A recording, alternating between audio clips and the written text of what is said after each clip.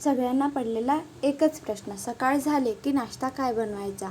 तर म्हटलं चला आज पोटभरीचा नाश्ता आणि जेवण ही डिश आपण एकच बनवणार आहे आणि घरी साहित्य असतं त्यापासनं. इथे मी 1 वाटी पोहा घेतलेला आहे. जाड पोहा किंवा पातळ पोहा कोणताही घेतला तरी चालेल. पोहा छान स्वच्छ धुवून टाकलेला आणि नरम पडण्याकरिता बाजूला झाकून ठेवून दिलेला आहे.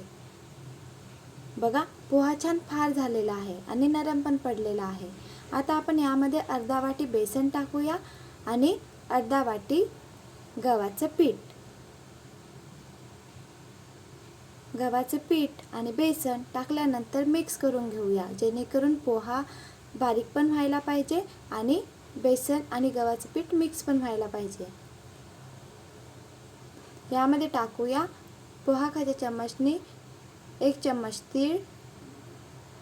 इथे मी लाल मिरची घेतलेली आहे. लाल तिखट घेतलं तरी चालेल, हिरवी मिरची घेतली तरी चालेल.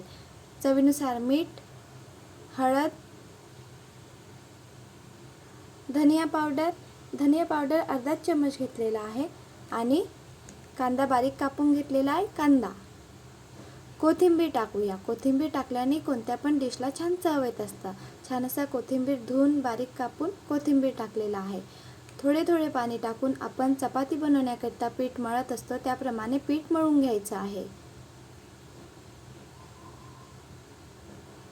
पोहा पण नरम होणार आणि आपलं जे थालीपीठ आहे ते पण छान बनणार. आज आपण बनवत आहे पोहा थालीपीठ. क्रिस्पी बनत असतं, छान लागतं खाण्याकरिता. दही, टोमॅटो चटणी, लोणचं यासोबत खाण्याकरिता खूप छान लागतं. आता आपण बघा छान असं पीठ मळून घेतलेलं, तेल टाकलेलं आणि थोडंच तेल लावलेलं, त्यामुळे पुन्हा क्रिस्पी बनत असतं पराठा. कढई घेतलेली. इथे नॉनस्टिकवाला पॅन घेतला तरी चालेल किंवा आपला साधा तवा असतं त्यावर केले तरी चालेल. तेल घेतलेले, यामध्ये थोडं जिरं टाकलेलं आणि बघा आपण पीठ मळून घेतलेलं होतं ते यामध्ये पसरवून घ्यायचं आहे. आता आपण शिजू द्यायचं, नंतरच आपल्याला पलटवायचं आहे, नाहीतर काय होणार, खालच्या बाजूने कच्चा राहणार, तर आपला जो थालीपीठ आहे तो तुटणार. शिजू द्यायचं, नंतरच आपल्याला पलटून घ्यायचं आहे. आणि खरंच सकाळ झाली की सगळ्यांनाच पडत असतं प्रश्न की काय बनवायचं नाश्त्यामध्ये, आणि रोज पोहा उपमा नको वाटतं. पुन्हा मी थालीपीठ बघा या पद्धतीने गोळा घेतलेला आणि पसरवून घेतलेला आणि छान असं मी पलटून घेत आहे. शिजू द्यायचं, नंतरच पलटवायचं आहे.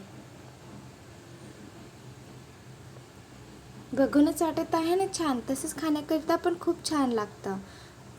फार कमी साहित्य वापरलेलं आहे. आपल्या घरी साहित्य असतं त्यापासूनच चटपटीत डिश आपण बनवू शकतो. पोटभरीचा नाश्ता पण होणार आणि जेवण पण. गरमीचे दिवस आहे, चपाती भाजी नको वाटतं, तर चटपटीत या पद्धतीने आपण सहज घरी बनवू शकतो. बनवून बघा आणि कमेंट करून सांगा. 1 वाटी पोहामध्ये 4 थालीपीठ तयार होतात.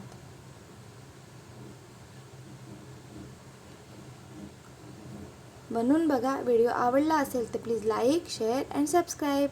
आहे ना चटपटीत डिश, लहान मुलांना पण ही डिश खूप आवडणार. नाश्ता आणि जेवण मी या पद्धतीने आज माझ्या घरी बनवलेले आहे. तुम्ही पण बनवून बघा आणि व्हिडिओ आवडला असेल तर लाईक करा. Bye bye.